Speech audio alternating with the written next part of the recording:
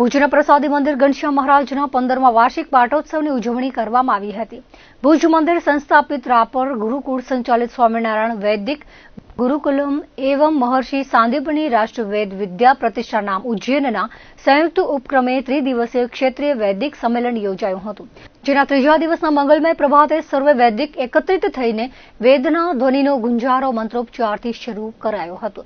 એ દરમિયાન ભુજ સ્વામિનારાયણ મંદિરના મહંત સદગુરુ પુરાણી ધર્મનંદન દાસજી સ્વામી પધારતા અભિવાદન કરાયું હતું અને વેદની દરેક શાખાઓની કુટીરોમાં જઈને મહંત સ્વામીએ દરેક વૈદિકો ભૂદેવોનું પૂજન કર્યું હતું। સ્વામીજીની પાવન નિષ્ઠામાં સર્વે વૈદિકો એકત્રિત થઈને સામૂહિક રીતે સ્વામીજીના વૈદિક પ્રત્યેના સરાહનીય ભાવને નમન કર્યા હતા। સર્વે વૈદિકોએ અનેક પ્રકારે ખૂબ મહેનત કરીને વેદોના 100 સ્વરને કંઠસ્થ રાખીને વેદ જ્ઞાનને કાયમી જાગૃત જીવંત અને ગતિમય રાખો તેવા અભિવાદન સાથે આશીર્વાદ પાઠવ્યા હતા। સાથે વેદ મંડપના આયોજન માટે પ્રસાદી મંદિરના મહંત સદગુરુ પુરાણી બાલકૃષ્ણદાસજી સ્વામીના સમગ્ર મંડળ અને કાર્યકર્તાઓને લોકોપયોગી કાર્યની સેવા કરવાથી ઠાકોરજીનો રાજીપો પ્રાપ્ત થાય છે।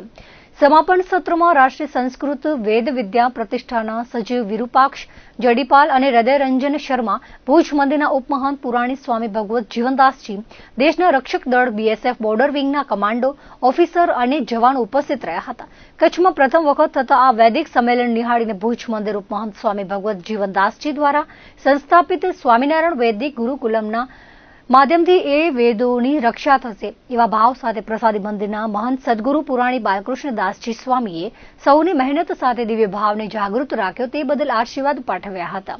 સંમેલનના વિરામ સમયે સૈનિકો, સંતો, વેદ રક્ષકોની ઉપસ્થિતિમાં રાષ્ટ્રગાન સાથે આ સનાતની સંમેલનને વિરામ આપવામાં આવ્યો હતો।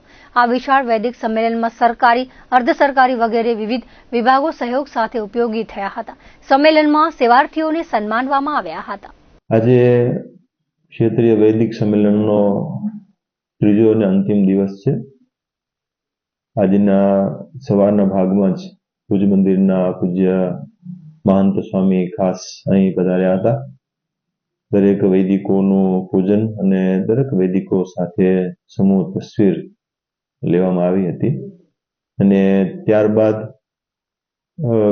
ખાસ નડિયાદથી અને અમદાવાદથી બે વિદ્વાનો નિરોલાજી એવં અમૃતલાલ ભોગાયતાજી આ બંને વિદ્વાનો પોતાના વિચારો રજૂ કર્યા હતા અને ત્યારબાદ આ સત્રની પૂર્ણાહુતિનો કાર્યક્રમ અર્થાત સમાપન સમારોહ બપોર પછી 4 થી 6 દરમિયાન રાખવામાં આવેલ હતો।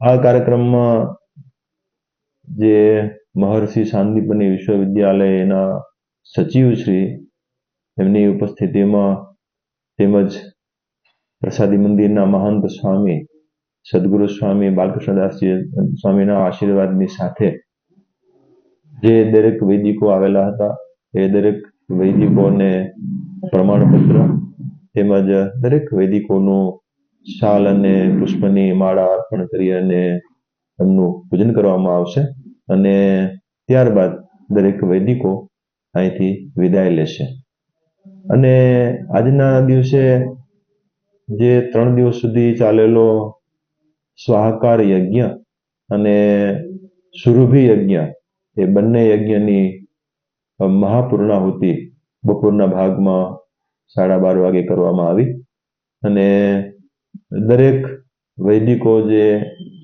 ભારતના અલગ અલગ રાજ્યોમાંથી આવેલા હતા એ લોકોએ ખૂબ પ્રસન્નતા વ્યક્ત કરી કે આવું વૈદિક સંમેલન ઘણા બધા સંમેલનો અમે જોયા છે અને ગયા છે અને પારણો થઈ છે પણ કચ્છની અંદર આવ્યા એમનો અમને અલગથી આનંદનો અનુભવ છે અને એક મેસેજ લઈને અહીંથી બધાએ જતા હોય એવું સંતોને લાગ્યું કે વેદને માટે જ્યારે આપણે સમર્પિત થયા છીએ ત્યારે વધુને વધુ વેદનો કેમ પ્રચાર અને પ્રસાર થાય એમના માટેના પ્રયત્નો કરવા જોઈએ અને અમે કરીશું।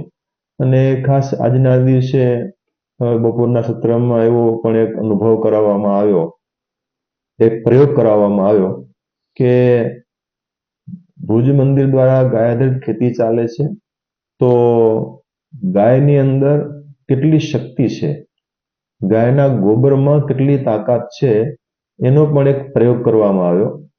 આપણા